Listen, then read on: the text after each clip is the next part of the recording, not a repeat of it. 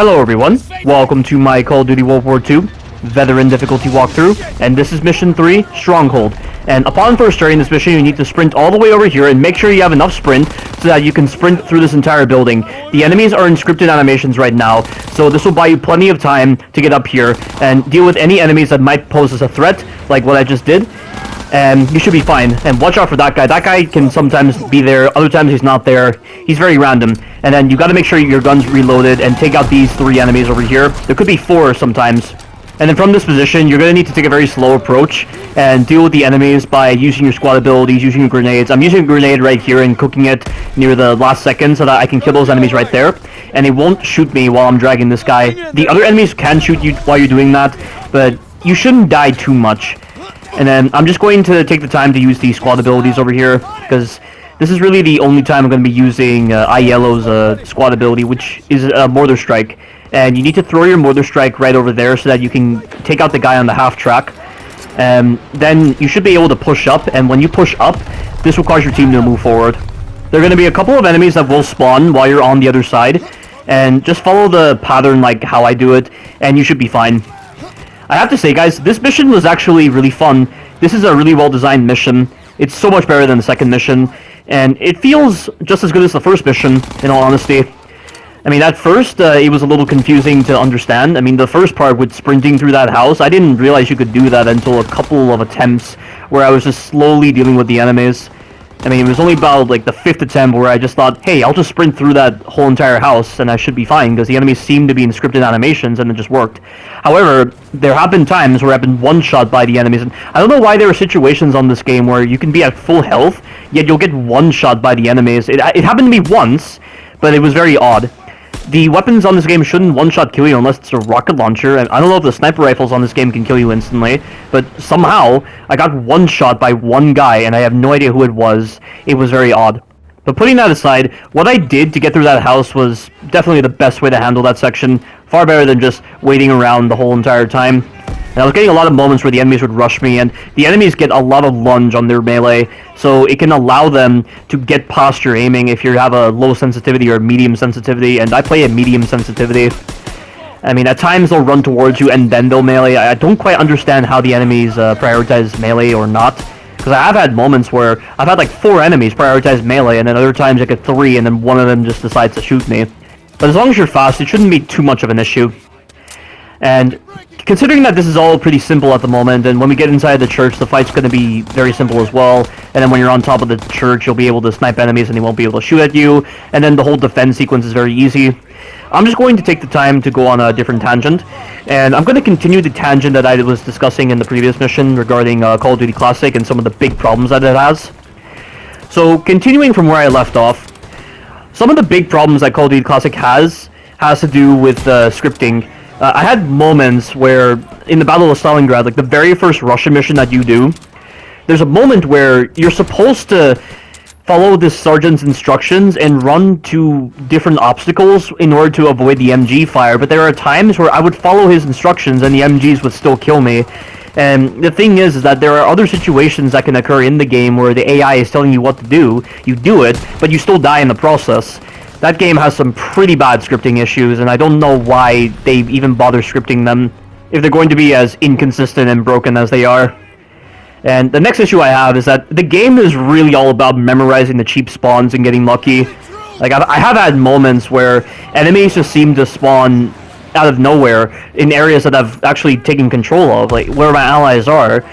And there are also just moments where enemies can just appear in situations that really don't make any sense, and you gotta check every single corner, and you have got to hope that you can outplay the enemies and outgun them so that they don't hit you, and the damage you take on veteran difficulty is permanent. There's no fixing your errors. You have to restart the whole entire mission if you want to actually progress through an entire sequence and actually get checkpoints, because if you don't have more than 33% health, the checkpoint systems just don't trigger correctly. And the next thing is that the lean on Call of Duty Classic, it works about 50% of the time, and the way the lean works in Call of Duty Classic is you've got to hold the D-pad. It's left or right on the D-pad to actually lean out of cover, compared to World War II where it's an automatic process, and both systems have their flaws. Like with Call of Duty Classic's lean, The fact that the enemies can still hit you while you're leaning is very unfair, given that they themselves have very perfect aim. And you have to almost tap the D-pad in a split second to actually bob out of cover and shoot them. That's what I've had to do so many times with the Kar 98K, and the Kar 98K is one of my used weapons in Call of Duty Classic, because at least it's helpful in one-shotting the enemies, although it's still a two-shot kill randomly for no reason. I think it's a one-shot kill on the upper torso, and I think it's the same case with this game, only I feel like the Kar 98K on World War II is a lot more inconsistent than the Kar 98K from Call of Duty Classic. And then with the leaning in World War II, the fact that it's an automatic lean is very problematic, because there are times where you can just bob out of cover accidentally and give the enemies a free pass in hitting you. And I've never liked such automatic processes like that you don't really have any control over.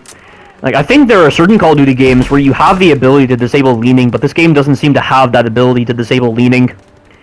And then moving on to the next issue I have with Call of Duty Classic, the grenades. The grenades in Call of Duty Classic are by far the most ridiculous grenades I have ever seen in a game. They have almost nuclear range. The range on these grenades makes no sense. Like, if you've seen my Uncharted 4 walkthrough, you'll understand just how much range the grenades have in that game, but Call of Duty Classic has just one-upped that crazy level of range. Like, the grenades in Call of Duty Classic have more range than the grenades in Uncharted 4, and they can hit you from like 12 feet away. It's insane, and the worst part is, it was the first Call of Duty game, so they didn't have grenade indicators, so you had to pay very close attention to what your AI partners were doing, and you had to also pay attention to the bouncing noise that the grenades would make. And you couldn't throw back grenades in Call of Duty Classic, which only cheapened the experience a lot more. And the grenades in Call of Duty Classic, when you're using them against the enemies, they do very little damage. It makes no sense for a grenade to behave like that. I mean, when I'm using the grenades right here, like, look at this. I'm using the grenades more often on this game. There's a reason why. The grenades are very useful in clearing out enemies, and you can actually cook them, and that's something I forgot to mention. You cannot cook grenades in Call of Duty Classic. The grenades take ages to detonate, and they're so unreliable, and the pitiful damage they have makes them so unreliable when dealing with groups of enemies. You're just far better off using a Thompson or another machine gun like the MP40 when it comes to dealing with the enemies. And I barely use grenades, and considering that you can hold 10 grenades, you'd assume that the grenades would actually be a lot more reliable, but just because you can hold 10 grenades doesn't mean they're useful. They're so useless on that game. And you had to actually equip grenades. You couldn't actually hit a hotkey on your controller or on a PC to actually use them. You had to actually equip the grenades, and then you had to actually throw them, which only complemented the tedious nature involved with using them. And that's all I have to say on the grenades. Now, the next issue that I have with Call of Duty Classic has to do with the basic programming involved with the enemy prioritization system. And what I mean is, in Call of Duty Classic, and this is also the case in certain Call of Duty games, but it's a lot more noticeable in Call of Duty Classic, the enemies prioritize you over everyone else the moment you show yourself, and it makes no sense. In a game that's meant to emphasize supporting your allies and having allies support you, considering that it was the game that really pioneered that kind of development with this kind of genre of gaming, why is it that the enemies prioritize you mainly over the other enemies, like the moment you show yourself, rather than prioritizing the tons of allies that are closing in on themselves?